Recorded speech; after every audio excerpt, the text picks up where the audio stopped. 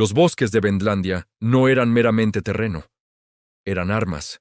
A diferencia de los escasos bosques de Escandinavia, los bosques primitivos de la costa sur del Báltico eran densos, antiguos y traicioneros para los forasteros. Los Vens transformaron estas barreras naturales en sistemas defensivos sofisticados que confundían incluso a los saqueadores nórdicos más experimentados. Los eslavos hacen del bosque mismo su aliado, escribió un cronista danés frustrado. Conocen cada camino, cada arroyo, cada claro. Pueden moverse por el bosque denso tan fácilmente como nosotros cruzamos un campo abierto, apareciendo y desapareciendo como espíritus. Las investigaciones arqueológicas han revelado la extensión de esta red de defensa forestal. En puntos estratégicos, particularmente a lo largo de rutas probables de invasión, los investigadores han encontrado evidencia de modificaciones defensivas. Los árboles fueron parcialmente cortados y dejados en pie, creando zonas preparadas que podían derribarse rápidamente para bloquear caminos o aplastar enemigos que avanzaban. Los pasajes estrechos estaban alineados con fosas ocultas, algunas con estacas afiladas, otras simplemente lo suficientemente profundas para romper la pierna de un caballo o atrapar a un hombre con armadura pesada. Pero el aspecto más innovador de la defensa forestal vendiana era su uso de la guerra psicológica. Los Vens entendían que los bosques inspiraban un miedo primario en los forasteros, un miedo que amplificaban deliberadamente. Efigies de madera de sus dioses y antepasados eran colocadas a lo largo de los caminos forestales, talladas con expresiones amenazantes y posicionadas para atrapar la luz filtrada del sol de manera inquietante. Cráneos, tanto humanos como de animales, adornaban los árboles a intervalos irregulares. Dispositivos activados por el viento creaban sonidos extraños que parecían seguir a los intrusos. Estas tácticas psicológicas eran especialmente efectivas contra los saqueadores nórdicos, cuya propia mitología estaba llena de espíritus y criaturas del bosque. Cuelgan las cabezas de sus enemigos de los árboles, informó Ibrahim ibn Yaqub. No solo como trofeos, sino como advertencias y ofrendas a sus dioses. Creen que estas cabezas continúan vigilando y alertarán del peligro. Los pantanos y marismas que salpicaban el territorio vendiano formaban otra capa de defensa. Aunque parecían imposibles para los forasteros, estos humedales contenían calzadas y caminos ocultos conocidos solo por guías locales. Los guerreros Vents podían desplegarse rápidamente por áreas que devorarían a los enemigos que los perseguían. Durante el invierno, cuando los pantanos congelados podrían permitir un paso más fácil, los Vents desarrollaron técnicas para romper el hielo en lugares estratégicos, creando trampas mortales para invasores desprevenidos. En el corazón de esta red defensiva estaban los asentamientos fortificados, los Grodi, que combinaban defensas naturales y construidas.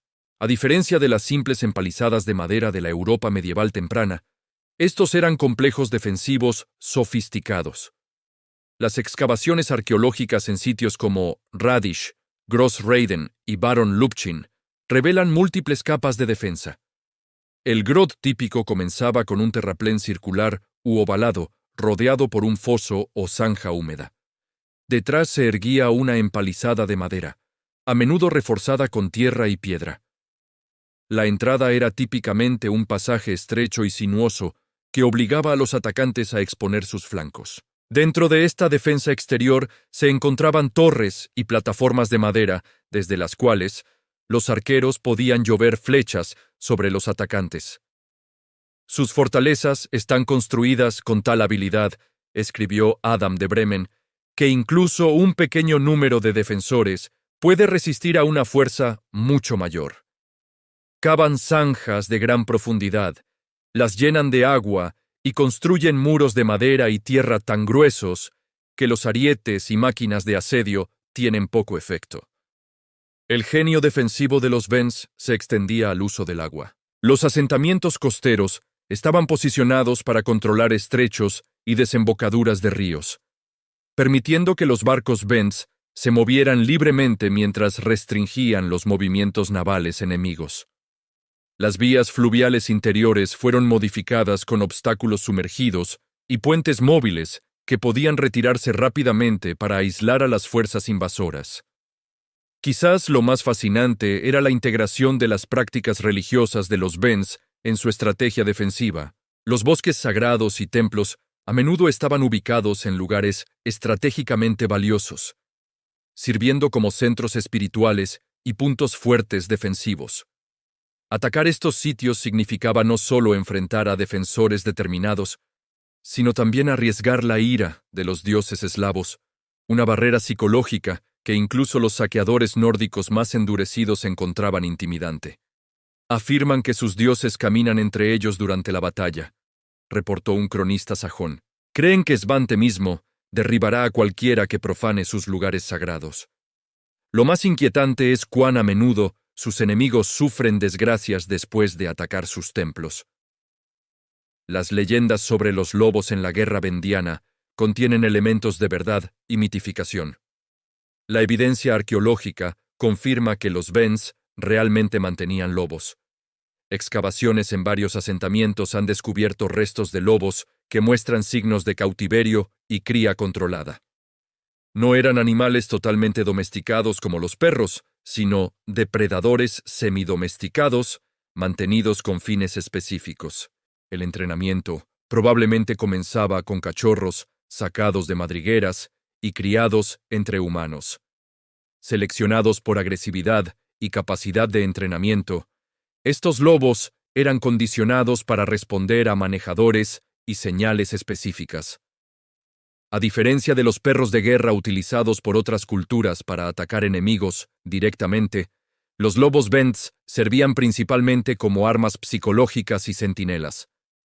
Los eslavos mantienen lobos que obedecen órdenes como sabuesos, escribió un misionero cristiano horrorizado. Usan estas bestias para guardar sus asentamientos y, se dice, para cazar hombres en los bosques.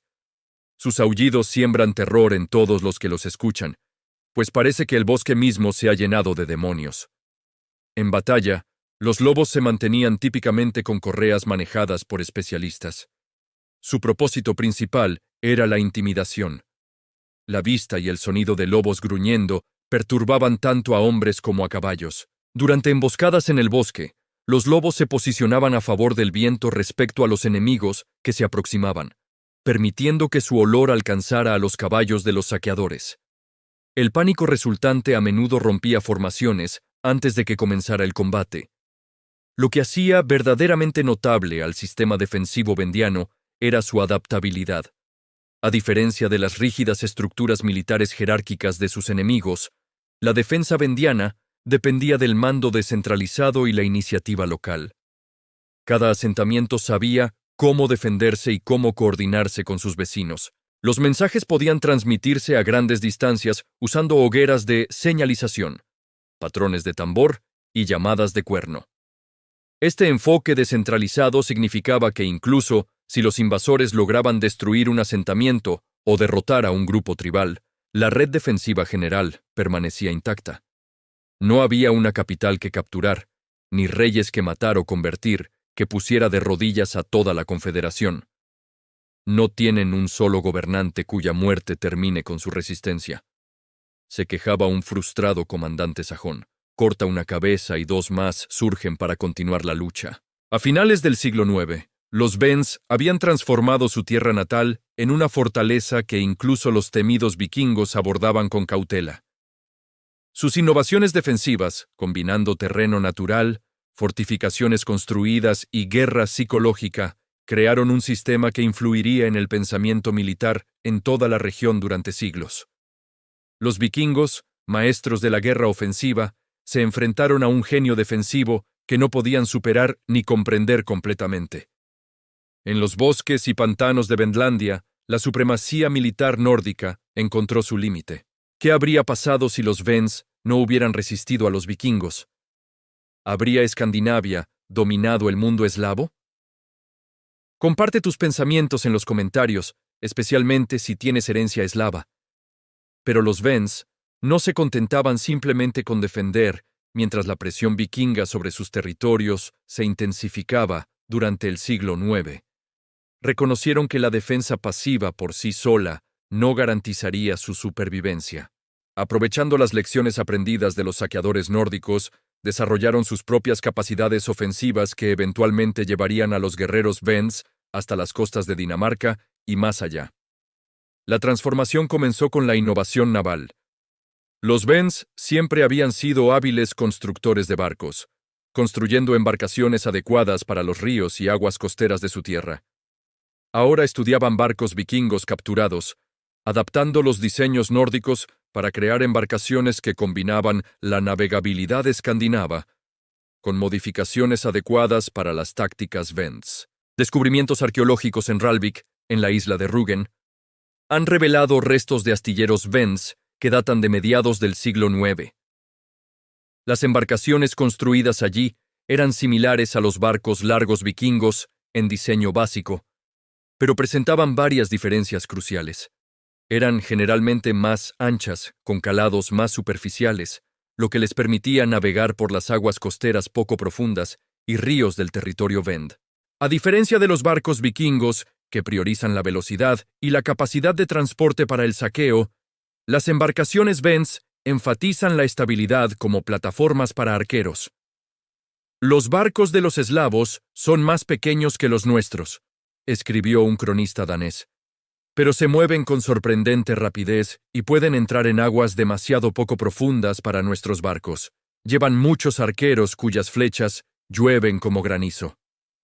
Lo más significativo, los barcos Vends tenían timones y quillas removibles que les permitían cambiar de dirección sin girar.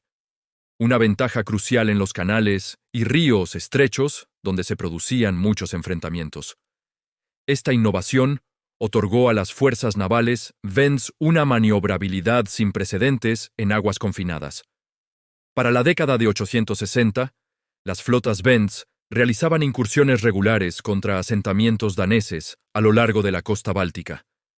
A diferencia de las incursiones vikingas, que se centraban principalmente en el saqueo, los ataques Vends tenían objetivos estratégicos: interrumpir el poder naval danés, destruir astilleros y establecer control sobre rutas comerciales clave. El asentamiento danés de Hedve, uno de los centros comerciales más importantes del Báltico, se convirtió en un objetivo principal.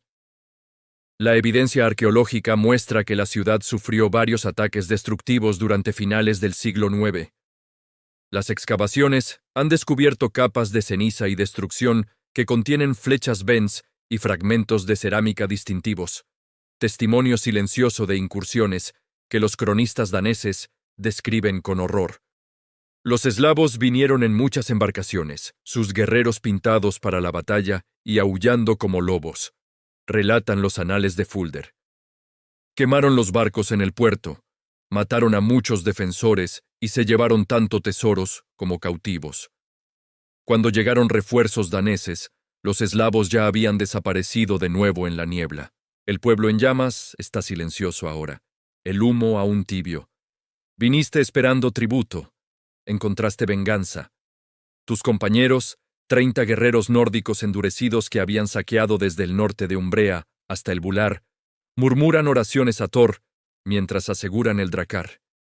Esta tierra, esta Vendlandia, parece lista para ser tomada. Los asentamientos están dispersos, la gente desorganizada, o eso dicen los relatos.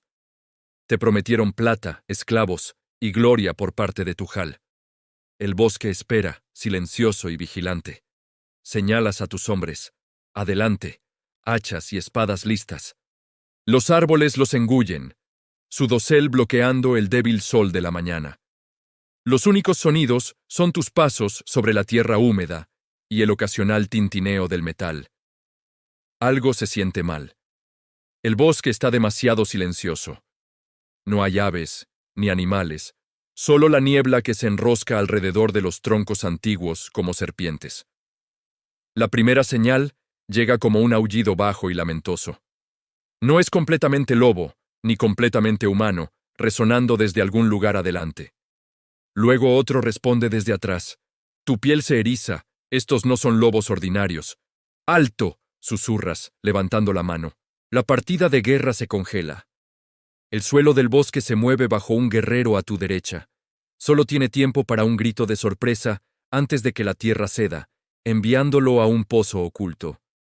El crujido enfermizo de las estacas perforando carne se eleva desde abajo, seguido de gritos ahogados. Entonces vienen.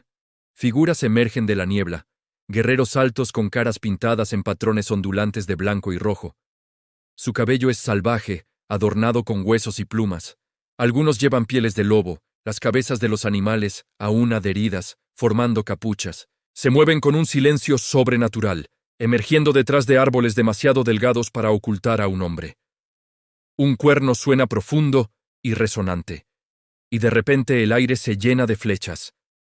No el disparo aleatorio de defensores desesperados, sino una lluvia coordinada de muerte. 3 de tus hombres caen antes de que puedas dar la alarma. Flechas con puntas que arden, un fuego pegajoso que se adhiere al metal y a la carne por igual. Muro de escudos, gritas, pero es demasiado tarde. Atacan desde todos los lados, apareciendo como espectros de la niebla.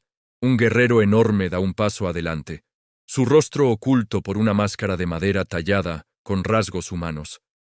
En una mano sostiene una lanza con una hoja como ninguna que hayas visto, curva y dentada. En la otra, un cordón de cuero atado a un lobo, que se esfuerza contra la correa. Sus ojos amarillos fijados en tu garganta. Tus hombres caen. No son los salvajes desorganizados que te prometieron. Sus movimientos son demasiado coordinados. Su emboscada demasiado perfecta. El guerrero enmascarado levanta su lanza y grita en un idioma que suena a piedras triturándose. En respuesta, más lobos emergen de la maleza, controlados por silbidos y señales de mano de sus manejadores. Estas bestias se mueven con propósito, atacando los flancos de tu formación, empujando a tus hombres hacia zonas de muerte preparadas donde esperan más guerreros. Tu escudo se astilla bajo el impacto de un garrote con punta de piedra. Mientras tropiezas hacia atrás, el guerrero enmascarado aparece repentinamente frente a ti. De cerca, su rostro de madera es aún más aterrador. Los símbolos pintados laten a la luz filtrada, pareciendo moverse por sí mismos. Habla. Y aunque no entiendes las palabras, el significado es claro. No perteneces aquí. Nunca lo harás. Mientras la conciencia se desvanece, tu último pensamiento es en los relatos que nunca contarás, en las advertencias que nunca llegarán a tu tierra natal. ¿Cómo pudo una tribu olvidada del este convertirse en la peor pesadilla de los vikingos? La verdad sobre los Vens, la confederación de tribus eslavas que controlaba la costa sur del Báltico, ha sido enterrada bajo siglos de historia escrita por sus enemigos. Su historia es de feroz resistencia, brillantez táctica y una identidad cultural tan fuerte que resistió el poder tanto de los saqueadores nórdicos como de los cruzados cristianos. Mientras que las hazañas vikingas llenan nuestra imaginación moderna, pocos recuerdan al pueblo que rompió su poder y cambió el curso de la historia del norte de Europa. Esta es su historia. La tierra de los Vens se extendía a lo largo de la costa sur del Báltico, desde el río Elba en el oeste hasta el Odra en el este, adentrándose en bosques, marismas y llanuras. Este territorio, partes de la Alemania, Polonia y los estados bálticos modernos, no estaba habitado por una sola tribu, sino por una confederación de pueblos eslavos occidentales, unidos por lengua, costumbres y una feroz determinación de permanecer libres. Los arbitrites controlaban los territorios occidentales cerca del Elba, sirviendo como primera línea de defensa contra la expansión sajona. Los Veli, más tarde conocidos como Luti, dominaban las regiones centrales, mientras que los Rani gobernaban la isla de Rügen y las áreas costeras adyacentes. Más al interior, los sorbios mantenían el control de los bosques y tierras altas. Cada tribu mantenía su independencia mientras reconocía su herencia común y las ventajas de la defensa mutua. Para el siglo VIII, cuando aparecen por primera vez en registros escritos, los Vens ya habían establecido una sociedad sofisticada. Sus asentamientos eran diferentes a todo en Escandinavia. Complejos fortificados circulares llamados Grodi, singular Grod, que combinaban funciones defensivas, religiosas y administrativas. Excavaciones arqueológicas en sitios como Rados revelan empalizadas de madera alrededor de plataformas elevadas donde edificios de madera albergaban a la élite guerrera, artesanos y sacerdotes. Los eslavos construían sus fortalezas en círculos, escribió Ibrahim ibn Yaqub, un mercader judío del siglo X que viajó por tierras Vens. Clavaban estacas gruesas en el suelo, construían muros de madera y tierra, y los rodeaban con agua. Dentro de estos círculos establecían sus hogares y templos. Estos asentamientos no eran meras aldeas, sino centros de poder, comercio y culto religioso. Los más grandes podían albergar a miles de personas en tiempos de peligro, con suficientes provisiones para resistir asedios prolongados. A diferencia de los nórdicos, que construían su poder sobre la movilidad y el saqueo, los Vens crearon una red defensiva que convirtió su tierra natal en una fortaleza. Su sociedad era jerárquica pero no feudal. Una aristocracia guerrera liderada por príncipes o jefes, Kas, gobernaba cada tribu, apoyada por una clase de guerreros libres que poseían tierras y participaban en asambleas tribales. Por debajo estaban los artesanos, campesinos y una pequeña clase de esclavos, generalmente cautivos tomados en batalla. Las mujeres tenían un estatus significativo, particularmente aquellas conectadas con prácticas religiosas. La religión vendiana se centraba en un complejo panteón de dioses y espíritus. El principal era Bantebit, el dios de 4 cabezas de la guerra y la profecía, cuyo templo principal estaba en Arana, en la isla de Rügen. Otros dioses importantes incluían a Triglav, el dios de 3 cabezas que gobernaba la tierra, el cielo y el inframundo; Perún, dios del trueno; y Jiva, diosa de la vida y la fertilidad. Las prácticas religiosas combinaban ceremonias públicas con culto privado en el hogar. Cada asentamiento mantenía bosques sagrados donde sacerdotes realizaban rituales, adivinaciones y sacrificios. Estos sacerdotes, hombres y mujeres, tenían una influencia tremenda, a menudo sirviendo como consejeros de los líderes tribales e intérpretes de presagios.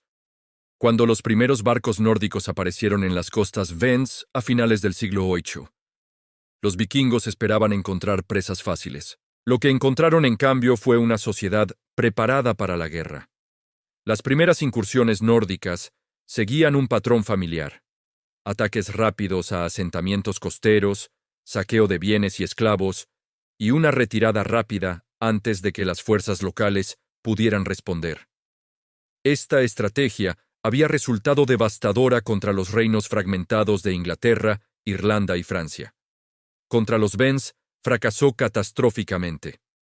La crónica eslava de Helmold, aunque escrita más tarde y desde una perspectiva cristiana, conserva relatos de estos primeros encuentros. Los hombres del norte vinieron en sus barcos, pensando saquear la tierra de los eslavos, como habían hecho en otros lugares. Pero los eslavos habían observado y aprendido. Recibieron a los invasores no con miedo, sino con furia, devolviéndolos al mar con gran matanza. La evidencia arqueológica respalda estos relatos. En varios sitios costeros, capas de ceniza y fragmentos de armas datan de este periodo, pero a diferencia de sitios similares en Inglaterra o Francia, estas capas son seguidas por reconstrucción y fortificación inmediata. Los Vens no abandonaron sus asentamientos costeros. Los fortalecieron. Lo que hizo diferente la respuesta vendiana fue su estructura organizativa. Mientras otros pueblos europeos dependían de reyes o señores para reunir ejércitos, un proceso que podía tardar semanas, los Rens mantenían un estado constante de preparación. Cada asentamiento tenía su contingente de guerreros y sistemas de señales sofisticados, usando fogatas en colinas, tambores y cuernos que podían difundir advertencias rápidamente a través de vastos territorios. Cuando la amenaza se acerca, escribió Adam de Bremen en su crónica del siglo XI, los eslavos pueden reunir un gran ejército en un solo día, pues siempre están preparados para la guerra y valoran más que nada su libertad. Los vikingos pronto aprendieron que saquear territorio vendiano requería más hombres y recursos de los que podían disponer. Pequeñas partidas de saqueo eran aniquiladas, sus barcos capturados y sus hombres sacrificados a los dioses eslavos. Las fuerzas más grandes enfrentaban resistencia coordinada que neutralizaba las ventajas tradicionales vikingas de sorpresa y movilidad. Un hallazgo arqueológico revelador provino de una fosa común cerca de la actual Wahlen, Polonia. Excavada en los años 60, contenía los restos de aproximadamente 40 hombres que murieron violentamente alrededor del año 850 de Cristo. El análisis de ADN y pruebas isotópicas revelaron que eran de origen escandinavo, mientras que sus heridas, predominantemente en la espalda y las piernas, sugerían que murieron mientras huían. Entre los bienes de la tumba había fragmentos de armas y joyería nórdica, pero también objetos de origen vendiano, lo que sugiere que los cuerpos fueron despojados de sus pertenencias valiosas antes del entierro. Los Vens no solo repelieron ataques vikingos, los estudiaron. Cada encuentro proporcionaba lecciones sobre tácticas, armas y debilidades nórdicas. Mientras los vikingos confiaban en el terror de su reputación, los Vens desarrollaron contramedidas diseñadas específicamente para neutralizar sus ventajas. A mediados del siglo IX, el equilibrio de poder en el Báltico había cambiado. Los Vens ya no defendían solo su territorio. Comenzaron a proyectar poder hacia el exterior, realizando sus propios saqueos contra asentamientos daneses y puestos comerciales nórdicos. Los cazadores se habían convertido en los cazados. Por primera vez, los vikingos aparentemente invencibles habían encontrado su igual.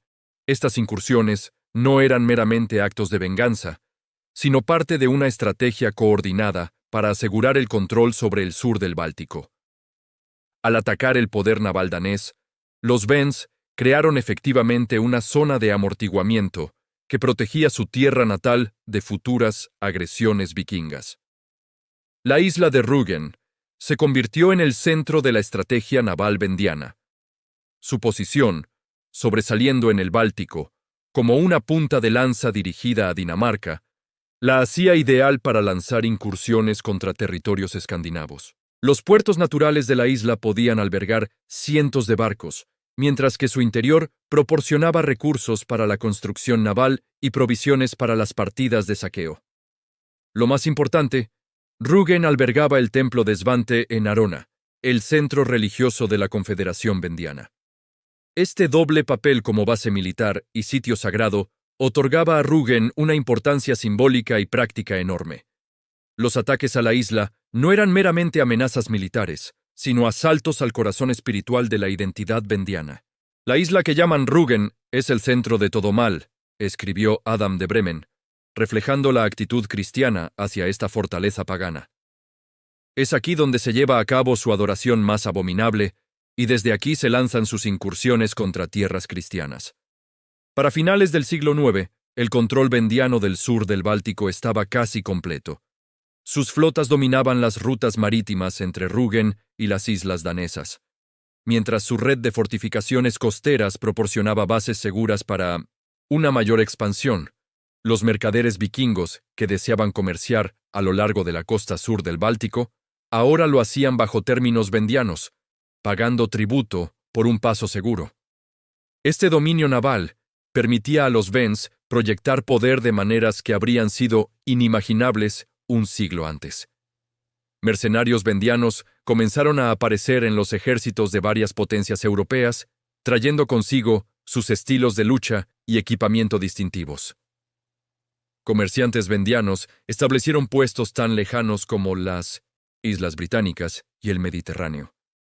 Pero el poder naval era solo un aspecto de la expansión militar vendiana. En tierra, desarrollaron tácticas ofensivas específicamente diseñadas para contrarrestar las fortalezas de sus enemigos principales, los vikingos del norte y los sajones del oeste. Frente a las partidas de saqueo vikingas, los Vens empleaban lo que los analistas militares modernos llamarían tácticas de enjambre, usando su superior conocimiento del terreno local para rodear y aislar a las fuerzas nórdicas. Unidades vendianas pequeñas y altamente móviles hostigaban a las partidas vikingas, eliminando rezagados y forzando al cuerpo principal a desplegar formaciones defensivas que ralentizaban su movimiento. Atacan como avispas, se quejaba un relato nórdico, golpean rápido y luego se retiran al bosque.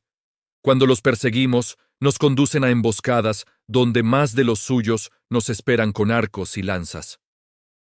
Frente a las fuerzas sajones más fuertemente armadas, los Wends empleaban tácticas diferentes.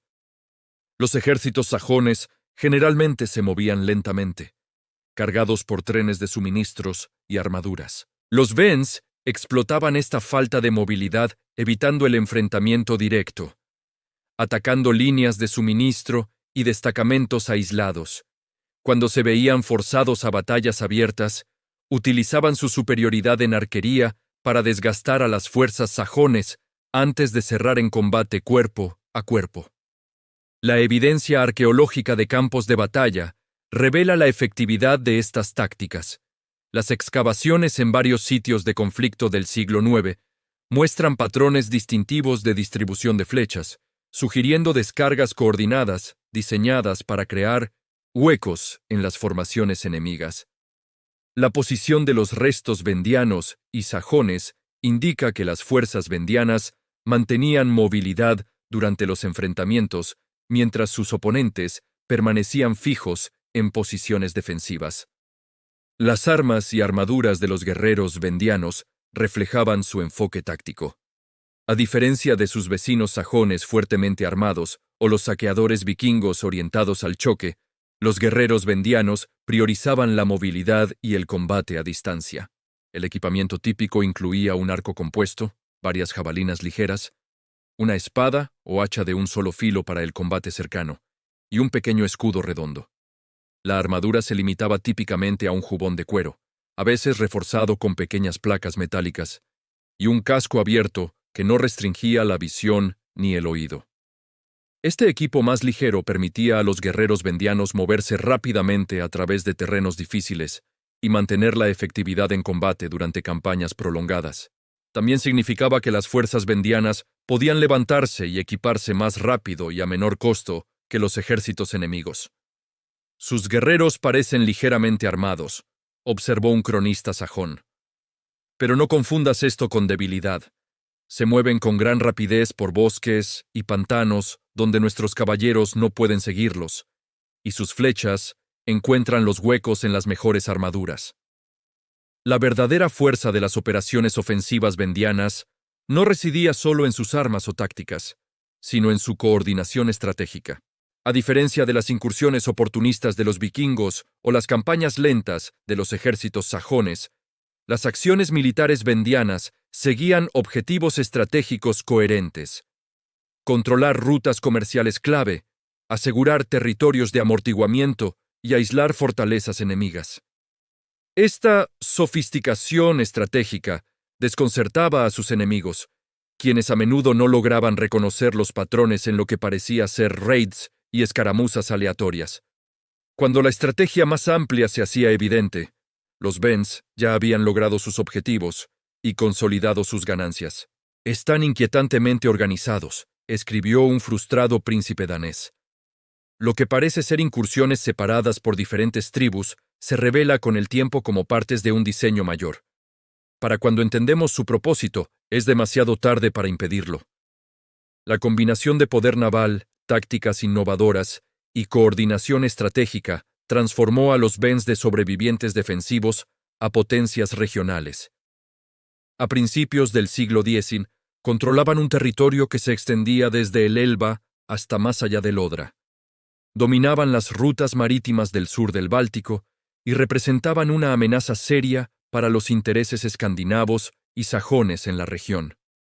Para los vikingos, que habían construido su reputación aterrorizando comunidades costeras en toda Europa, la aparición de los Wends como potencia ofensiva representaba un reverso impactante.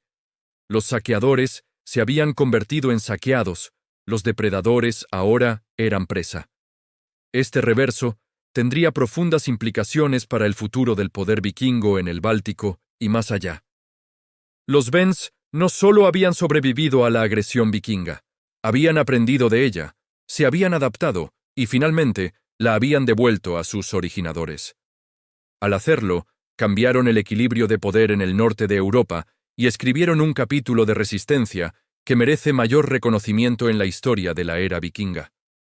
En el corazón de la resistencia vendiana, tanto frente a los saqueadores vikingos como a los misioneros cristianos, estaba una identidad religiosa y cultural que proporcionaba justificación espiritual para su lucha y herramientas psicológicas para llevarla a cabo.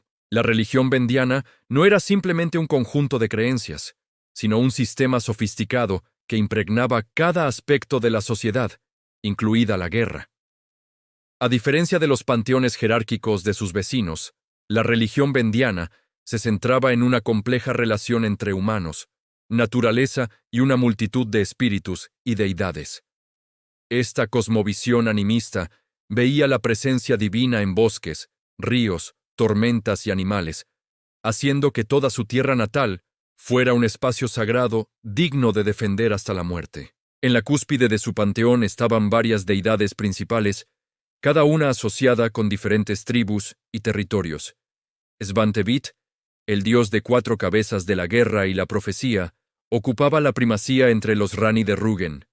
Triglav, la deidad de 3 cabezas que representa la unidad de la tierra, el cielo y el inframundo, era primordial entre los pomeranos. Otros dioses significativos incluían a Perón, del trueno y la justicia, Chivia, de la vida y la fertilidad, y Veis, de la tierra, las aguas y los muertos. El complejo del templo en Arona, en la isla de Rügen, era el centro religioso más importante del territorio vendiano. Las excavaciones arqueológicas, aunque limitadas por la destrucción del sitio durante la conquista cristiana, han revelado una estructura sofisticada que combinaba funciones religiosas, militares y administrativas. El templo se encontraba en la cima de un acantilado con vista al Báltico, rodeado por una empalizada de madera reforzada con tierra. En su interior se encontraba un edificio de madera que albergaba una estatua masiva de Svante, descrita por fuentes contemporáneas como de más de 4 metros de altura, con 4 rostros mirando hacia los puntos cardinales. Cada rostro tenía una expresión diferente que representaba la capacidad del dios de ver el pasado, el presente y todos los posibles futuros simultáneamente. El ídolo tiene 4 caras, 2 mirando hacia adelante y 2 hacia atrás. Escribió Saxo Grammaticus en su relato del siglo XII, de aquellas que miran en ambas direcciones. Una mira a la izquierda y la otra a la derecha, para que el dios pueda observar todos los cuadrantes. Frente a la estatua se colocaban ofrendas de alimentos, bebidas y tesoros. Lo más significativo era un enorme cuerno de beber sostenido en la mano del dios, lleno de hidromiel o vino. Cada otoño, el sumo sacerdote examinaba el nivel del líquido en el cuerno. Si había disminuido, esto presagiaba hambre para el año siguiente. Si permanecía lleno, se esperaba abundancia. El templo también albergaba el caballo blanco sagrado de Svante, utilizado para la adivinación antes de las campañas militares. Los sacerdotes colocaban lanzas en el suelo en un patrón específico y luego guiaban al caballo a través de ellas. Cómo el animal pisaba entre las armas presagiaba éxito o fracaso en la empresa propuesta. Creen que este caballo es montado por el propio Dios cuando va a la guerra, reportó un observador cristiano. A menudo por la mañana aparecía sudado y salpicado de barro, como si regresara de gran distancia, aunque ningún humano lo hubiera montado. Lo que hacía a Arona particularmente significativo era su doble papel como centro religioso y fortaleza militar. El complejo del templo incluía barracas para una guardia permanente de 300 guerreros de élite dedicados a Svante. Estos hombres formaban el núcleo del poder militar de Rügen, suplementados por milicias generales en tiempos de guerra. Esta integración del poder religioso y militar creó un formidable arma psicológica. Los guerreros vendianos creían que luchaban con sanción y protección divina, mientras que sus enemigos, particularmente los cristianos, temían enfrentarse no solo a oponentes humanos, sino al poder de los dioses paganos. Van a la batalla creyendo que sus dioses luchan a su lado, escribió un cronista sajón. Esto los hace intrépidos hasta un grado que roza la locura, incluso cuando están ampliamente superados en número. Atacan como si la victoria fuera segura.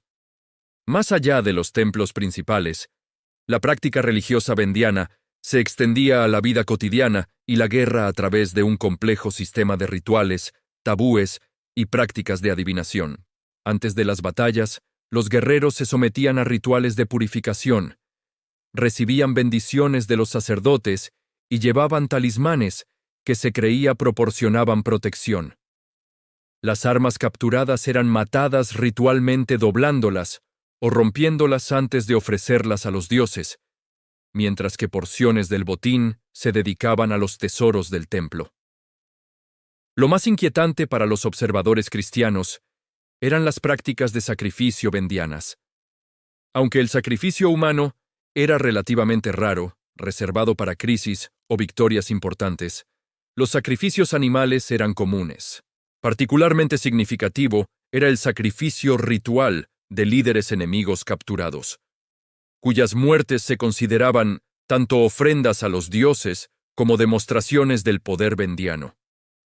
Seleccionan a uno de entre sus cautivos, generalmente el líder o el más noble, y lo sacrifican a sus dioses, informó un misionero horrorizado.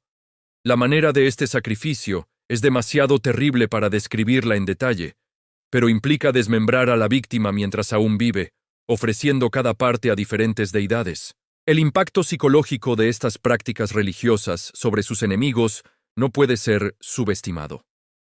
Para los propios vikingos, no ajenos a rituales sangrientos, las prácticas religiosas vendianas parecían extrañas y aterradoras. Misioneros cristianos y guerreros sajones enfrentaban no solo la amenaza física de las armas vendianas, sino el temor espiritual de confrontar lo que percibían como fuerzas demoníacas activas.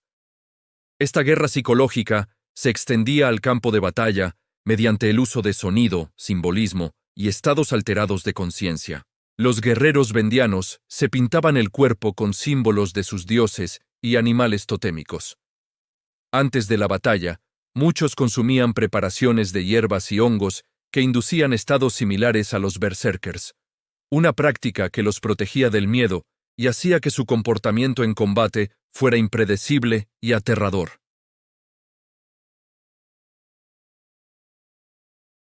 Se adornan con imágenes de sus dioses y bestias, observó un relato danés. Algunos se pintan la cara y el cuerpo de blanco como los muertos, otros de rojo como la sangre. Antes de la batalla, se excitan en un frenesí mediante danzas y pociones preparadas por sus sacerdotes. En este estado, no sienten dolor y luchan con fuerza sobrenatural. El paisaje sonoro de la guerra vendiana estaba cuidadosamente orquestado para maximizar el impacto psicológico. Sus gritos de batalla imitaban sonidos animales, particularmente lobos y osos, mientras que tambores y cuernos creaban ritmos diseñados para desorientar a los enemigos y coordinar sus propios movimientos. El repentino silencio que a menudo precedía a las emboscadas también estaba calculado para aumentar la ansiedad del enemigo. Quizás lo más significativo para su resistencia a la dominación externa era la naturaleza descentralizada de la religión vendiana. A diferencia del cristianismo con su sacerdocio jerárquico y autoridad centralizada, o incluso del paganismo nórdico con su énfasis en los gobernantes como figuras religiosas, las prácticas espirituales vendianas operaban en múltiples niveles simultáneamente. Mientras que templos importantes como Arona tenían importancia regional, cada asentamiento mantenía sus propios espacios sagrados y sacerdotes locales. Las unidades familiares honraban deidades domésticas y ancestros independientemente de los rituales comunitarios. Esta descentralización religiosa reflejaba y reforzaba su estructura política, una confederación en lugar de un reino. Esta descentralización hizo que los Vends fueran notablemente resistentes a los esfuerzos de conversión. Los misioneros cristianos descubrieron que incluso cuando convencían a un líder local de convertirse, su pueblo a menudo continuaba con sus prácticas tradicionales.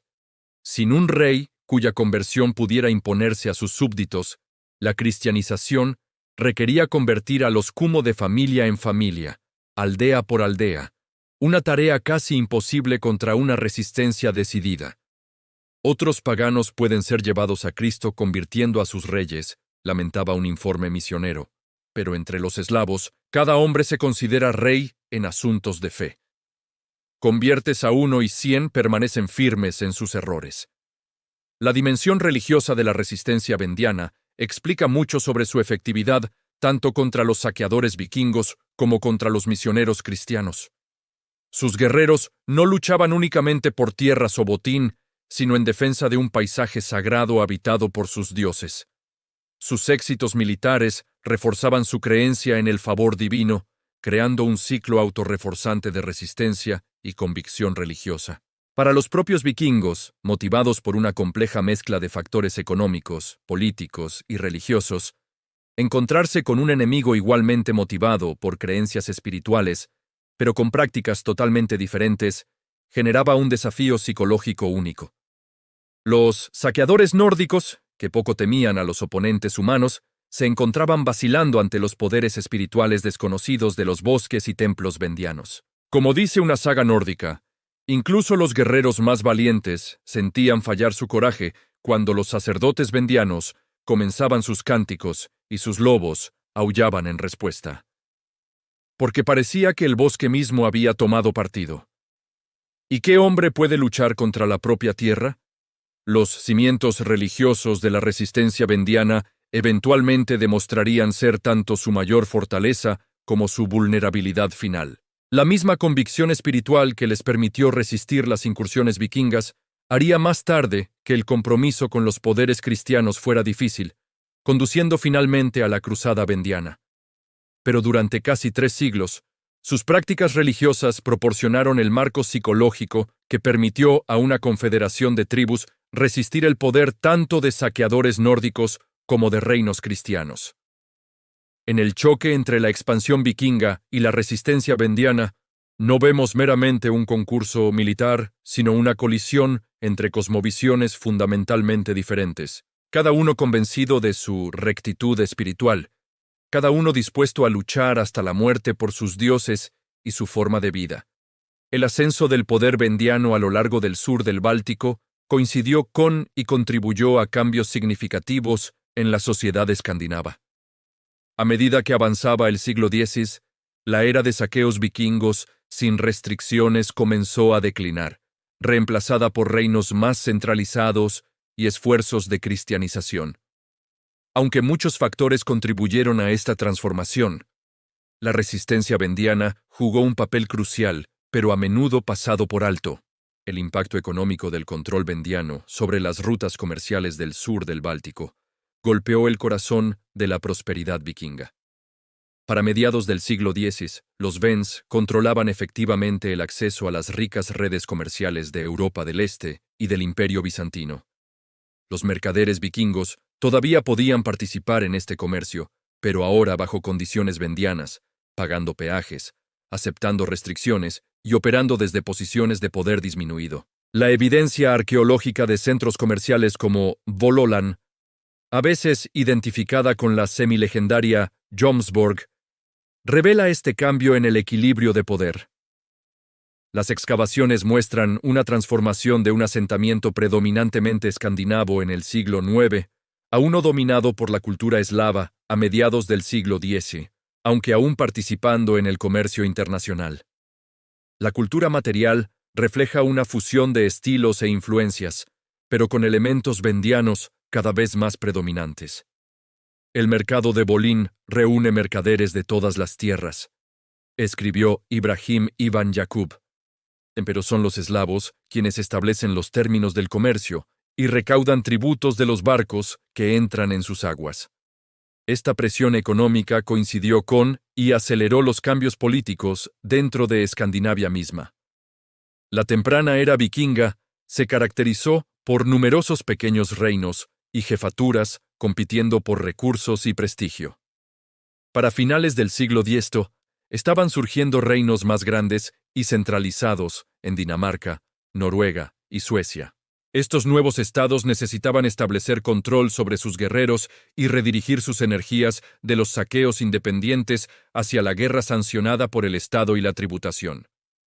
El rey Harald Bluetooth de Dinamarca, que reinó aproximadamente entre 958 y 986, ejemplifica esta transformación. Frente a la presión tanto del expanding imperio alemán al sur como del poder vendiano al este, Harald emprendió dos iniciativas que definirían la era post-vikinga en Escandinavia: centralización del poder real y conversión al cristianismo. Las famosas piedras de Jelling, erigidas por Harald alrededor del 965 d.C., proclaman sus logros.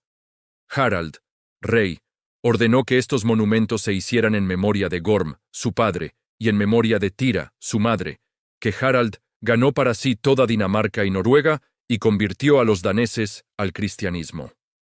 Esta conversión fue motivada tanto por cálculo político como por un cambio religioso genuino. El cristianismo proporcionaba un marco ideológico para la monarquía centralizada, mientras que la alianza con el imperio alemán cristiano ofrecía protección frente a la expansión vendiana. Lo más importante, abrazar el cristianismo permitió a los gobernantes escandinavos redirigir las energías marciales de sus guerreros hacia nuevos objetivos sancionados por la Iglesia. La respuesta vendiana a estos desarrollos fue compleja y pragmática. Aunque permanecieron firmemente paganos, los líderes vendianos reconocieron el paisaje político cambiante y ajustaron sus estrategias en consecuencia. En lugar de simplemente oponerse a los reinos escandinavos, comenzaron a formar alianzas selectivas con ellos contra enemigos comunes, particularmente el expanding imperio alemán. La evidencia arqueológica y textual sugiere períodos de cooperación entre tribus vendianas y fuerzas danesas durante el final del siglo X. Las excavaciones en varias fortificaciones fronterizas muestran signos de ocupación conjunta, mientras que las crónicas mencionan contingentes vendianos luchando junto a fuerzas danesas contra la expansión alemana. El rey de los daneses se ha aliado con los eslavos, se quejaba un cronista alemán en 983 d.C., proveyéndoles barcos y hombres para atacar nuestras marchas orientales mientras él amenaza desde el norte.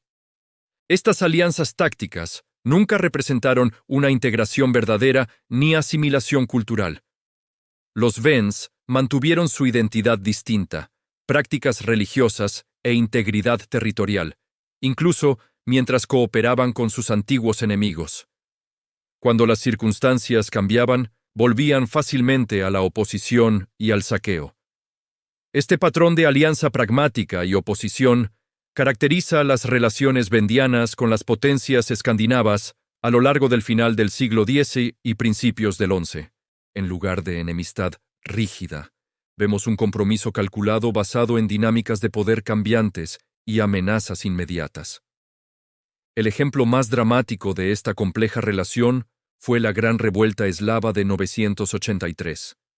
Después de décadas de expansión gradual alemana en territorios vendianos, las tribus se unieron en un levantamiento masivo que destruyó asentamientos alemanes al este del Elba, quemó iglesias y expulsó a los misioneros. Esta rebelión detuvo temporalmente la expansión alemana hacia el este y remodeló el panorama político de la región. Lo que hace especialmente significativa esta revuelta es la evidencia de la participación danesa. Hallazgos arqueológicos y fuentes textuales sugieren que el rey Harald Bluetooth apoyó a los rebeldes vendianos, viendo la expansión alemana como una amenaza mayor que el paganismo vendiano. Esta cooperación entre un rey escandinavo cristiano y tribus eslavas paganas ilustra cómo consideraciones políticas pragmáticas a menudo superaban las diferencias religiosas. El éxito de la revuelta demostró que incluso cuando Escandinavia se transformaba en reinos cristianos, el poder vendiano seguía siendo un factor decisivo en la política báltica. Sus capacidades militares, perfeccionadas a lo largo de siglos de resistencia a las incursiones vikingas, ahora moldeaban el panorama geopolítico más amplio del norte de Europa. Para principios del siglo XI, la relación entre escandinavos y Wends se había transformado de un simple saqueador contra defensor a una compleja red de relaciones comerciales, alianzas militares, intercambios culturales y tensiones religiosas. Esta complejidad se refleja en el registro arqueológico, que muestra un intercambio material creciente entre las culturas mientras se mantenían identidades distintas. Las excavaciones en asentamientos vendianos revelan un número creciente de artefactos escandinavos, joyería, armas y utensilios domésticos, lo que sugiere comercio regular y posiblemente matrimonios mixtos. De manera similar, los sitios escandinavos muestran cerámica vendiana, textiles y motivos decorativos. Sin embargo, estos intercambios no llevaron a la asimilación cultural. Cada sociedad mantenía su identidad y valores fundamentales. Comerciaban entre sí y a veces luchaban como aliados, observó un cronista alemán. Sin embargo, los eslavos permanecen firmes en sus costumbres paganas, mientras que los daneses abrazan a Cristo. Son vecinos que comparten mucho, pero entienden poco del corazón del otro. Este período también vio el surgimiento de comunidades mixtas a lo largo de la frontera cultural. El asentamiento de Het-Vehabu, aunque principalmente danés, incluía un barrio vendiano significativo donde mercaderes y artesanos eslavos vivían según sus propias costumbres mientras participaban en la vida económica de la ciudad. Arreglos similares existían en otros centros comerciales alrededor del Báltico. Estas comunidades mixtas facilitaron no solo el comercio, sino también el intercambio cultural y tecnológico. Las técnicas de construcción naval vendianas influyeron en el diseño de embarcaciones escandinavas, particularmente para barcos destinados a aguas costeras poco profundas. Los métodos de trabajo en metal escandinavos fueron adoptados por artesanos vendianos, mientras que las prácticas agrícolas vendianas se extendieron a asentamientos daneses en tierras marginales. Sin embargo, a pesar de estos intercambios y alianzas ocasionales, las tensiones fundamentales persistieron, especialmente en torno a la religión.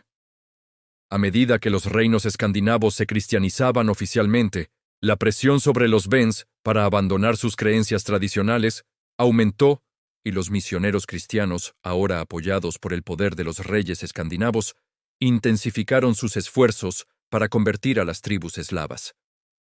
La respuesta de los Vens fue típicamente pragmática, una acomodación externa cuando era necesario, combinada con la preservación determinada de sus creencias y prácticas fundamentales. La evidencia arqueológica de este período muestra la construcción de iglesias cristianas en algunos asentamientos fronterizos, mientras que los sitios sagrados tradicionales continuaban utilizándose en las mismas comunidades. Permiten que se construyan iglesias y que los sacerdotes prediquen, se quejaba un misionero frustrado. Pero continúan con sus sacrificios en bosques secretos y consultan a sus adivinos paganos antes de tomar cualquier decisión importante. Esta tensión religiosa culminaría eventualmente en la Cruzada Vendiana del siglo XII, pero durante el período de transición de finales del siglo X y principios del XI, prevaleció una coexistencia tensa. Los Vens seguían siendo una fuerza independiente y poderosa en la región del Báltico, ni conquistados por sus vecinos escandinavos, ni plenamente integrados en la Europa cristiana. Para los vikingos, o más bien para los reinos escandinavos que evolucionaron de la sociedad vikinga, la experiencia vendiana representaba tanto un desafío como una oportunidad. El desafío provenía de enfrentar a un enemigo que había estudiado sus tácticas, se había adaptado a sus fortalezas y desarrollado contramedidas efectivas. La oportunidad residía en el potencial de alianza contra enemigos comunes y en la participación en las redes comerciales que los Vens controlaban. La transformación de Escandinavia de una tierra de saqueadores independientes a reinos cristianos organizados ocurrió en constante diálogo con la resistencia y el poder vendiano. Los vikingos no evolucionaron simplemente en aislamiento, sino en respuesta a los desafíos que planteaban los pueblos que encontraban, ninguno más significativo que los Vens. Como un danés supuestamente le dijo a su rey, «Nosotros nos convertimos en lo que somos, saqueando el mundo. Los Vens se convirtieron en lo que son, resistiéndonos. Quizás hay sabiduría en ambas partes». El capítulo final de la independencia vendiana se desarrolló durante el siglo XII, cuando las fuerzas combinadas de la cristianización y la expansión feudal finalmente superaron siglos de resistencia exitosa. La Cruzada Vendiana de 1147, aunque menos famosa que las campañas contemporáneas a Tierra Santa, marcó un punto de inflexión en la historia del norte de Europa y la culminación de la larga lucha entre el paganismo eslavo y la expansión cristiana. La cruzada surgió de un conjunto complejo de motivaciones. El Papa Eugenio III, buscando aprovechar las energías marciales de la nobleza europea tras el fracaso de la Segunda Cruzada en Oriente, autorizó campañas contra no cristianos más cercanos a casa. Para los nobles sajones y el reino danés, esta sanción religiosa proporcionaba la cobertura perfecta para ambiciones territoriales que habían albergado durante generaciones. Bernardo de Clairvaux, uno de los clérigos más influyentes de la época, predicó la cruzada con fervor apocalíptico. Anunciamos que se está preparando una expedición contra los eslavos y otros paganos que habitan hacia el norte, y os exhortamos por la autoridad de Dios y en remisión de los pecados a que os apliquéis a esta causa. El ejército cruzado que se reunió en 1147 representaba una coalición formidable. Fuerzas alemanas bajo nobles sajones marcharon desde el oeste, mientras flotas danesas atacaban desde el mar. A diferencia de campañas anteriores contra los Wends, que habían sido principalmente disputas territoriales, esta expedición llevaba el peso ideológico completo del cristianismo medieval. Los Wends debían convertirse o morir. La evidencia arqueológica de este periodo revela el devastador impacto de la cruzada. Las excavaciones en numerosos asentamientos vendianos muestran capas de ceniza y destrucción que datan de mediados del siglo XII. Los sitios sagrados fueron objetivos particulares. Los restos de templos y bosques sagrados muestran signos de profanación deliberada, con objetos religiosos destruidos y espacios rituales violados. El templo de Arona, el centro espiritual de la resistencia vendiana, se convirtió en el objetivo principal de la flota danesa liderada por el rey Valdemar I y su consejero, el obispo Absalón. Los relatos contemporáneos describen el asedio y la destrucción de este sitio en términos triunfales que apenas ocultan la devastación cultural implicada. Saxo Grammaticus, quien pudo haber presenciado los eventos, describe la caída de Arona en 1168. Cuando el templo fue demolido, se ordenó derribar el ídolo de Svante. Al ser arrastrado al suelo con cuerdas, para asombro de muchos, se llevó al campamento danés, donde se convirtió en un espectáculo para los curiosos. Por la noche, fue cortado para alimentar los fuegos del campamento. Y así, la deidad que había recibido la adoración de un pueblo engañado calentó las ollas de sus enemigos. La destrucción de Arona representó más que la pérdida de un solo templo. Como centro religioso y cultural de la identidad vendiana, su caída marcó el fin simbólico de la resistencia vendiana organizada. Sin su ancla espiritual, muchas tribus se rindieron a lo inevitable, aceptando el bautismo y la regla cristiana nominal. Sin embargo, incluso en la derrota, el espíritu de resistencia vendiano persistió. La evidencia arqueológica sugiere que muchas comunidades mantuvieron prácticas religiosas duales, oficialmente cristianas, pero continuando en secreto con observancias tradicionales.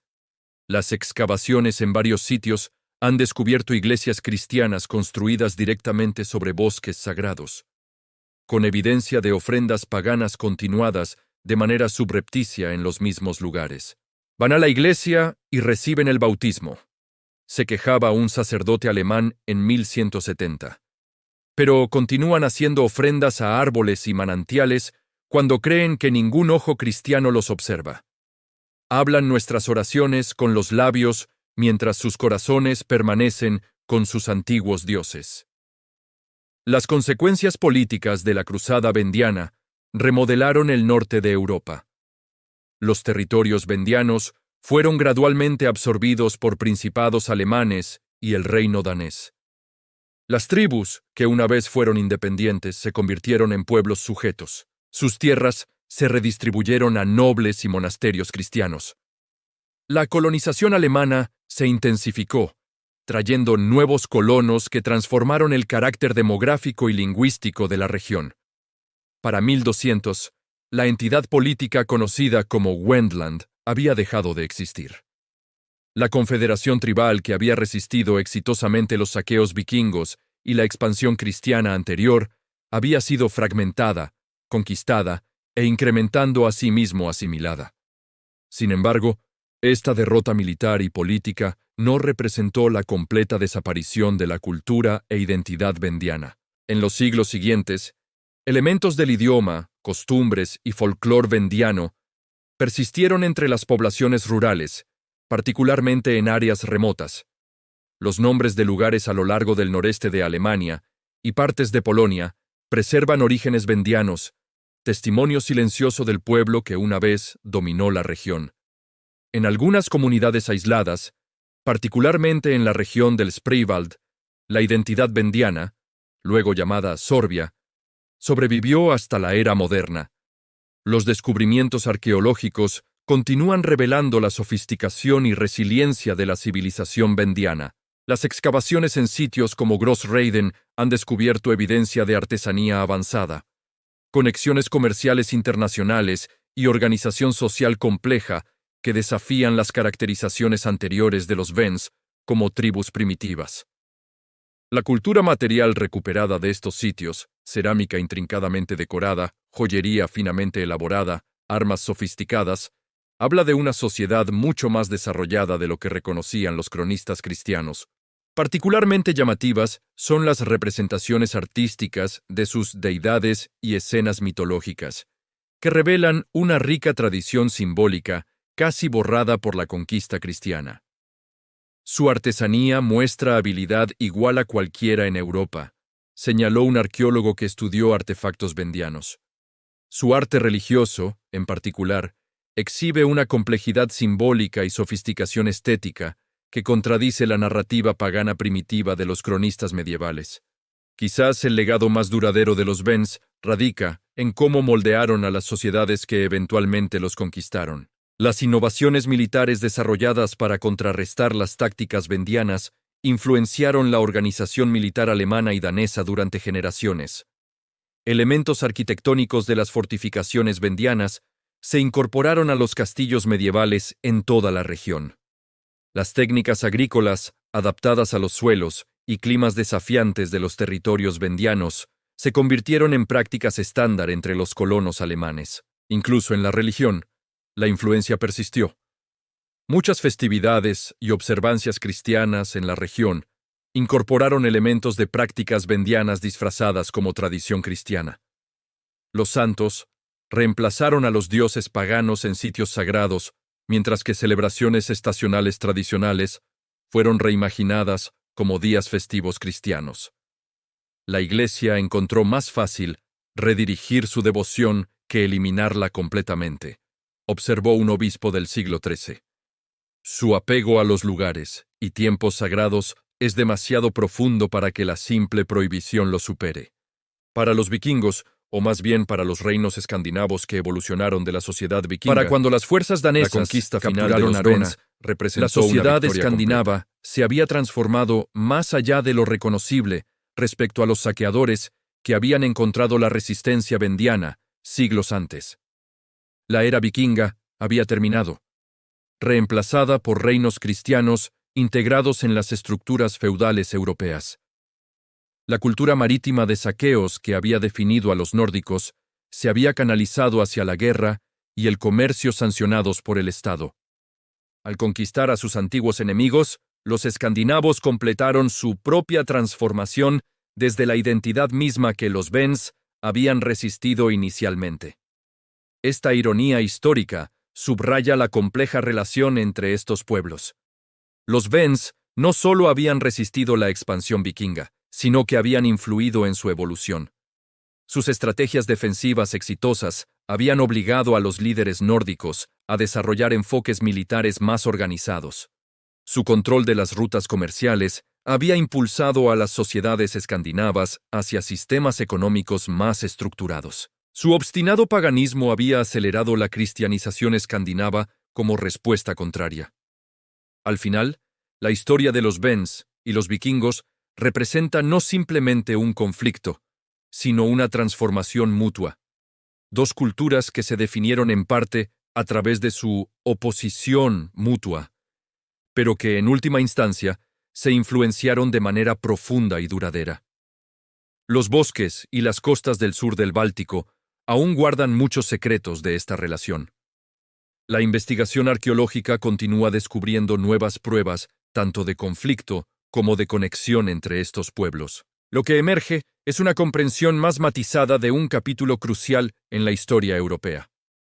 Uno donde la narrativa convencional de la invencibilidad vikinga se encuentra con la realidad de la resistencia exitosa y la resiliencia cultural.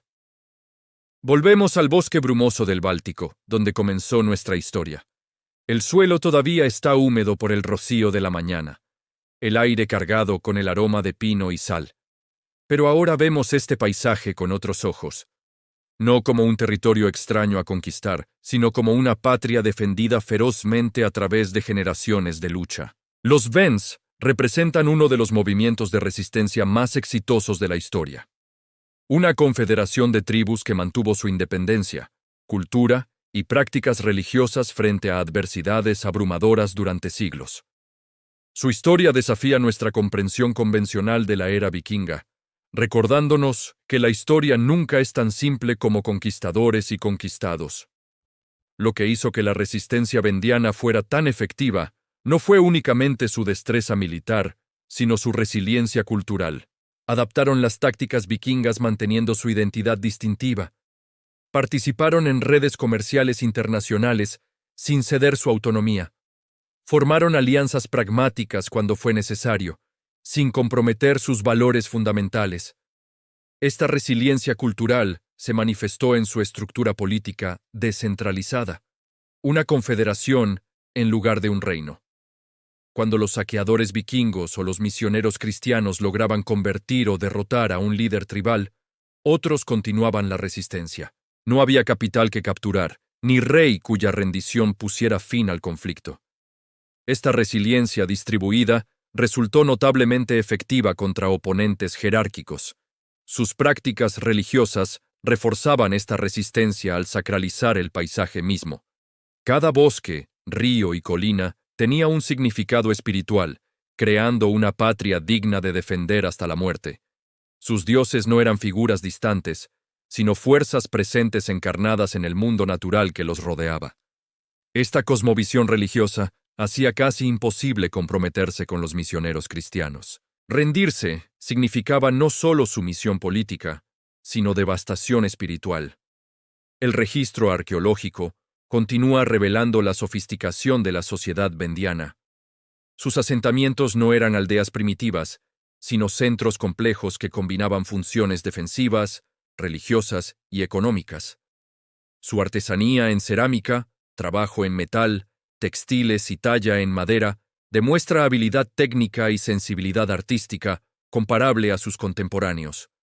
Sus redes comerciales se extendían desde el Báltico hasta el Mediterráneo y más allá. Sin embargo, a pesar de su importancia histórica, los Vens siguen siendo en gran medida desconocidos en la comprensión popular de la Europa medieval. Su historia ha sido marginada en las crónicas escritas por sus conquistadores, minimizando o borrando sus logros. Solo en las últimas décadas, los descubrimientos arqueológicos y la reevaluación académica han comenzado a restaurar su lugar legítimo en la historia europea. Esta desaparición histórica refleja la tragedia última de la experiencia vendiana. Resistieron exitosamente los saqueos vikingos y la expansión cristiana temprana, manteniendo su independencia durante siglos. Sin embargo, su propio éxito los convirtió en objetivos del poder concentrado de la Europa feudal.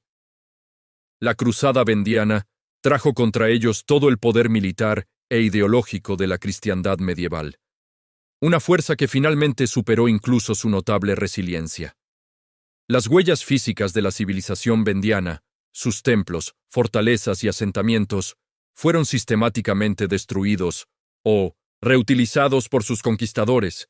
Sus registros escritos, si existieron, no han sobrevivido. Sus tradiciones religiosas fueron suprimidas, su lengua reemplazada gradualmente por el alemán y el danés.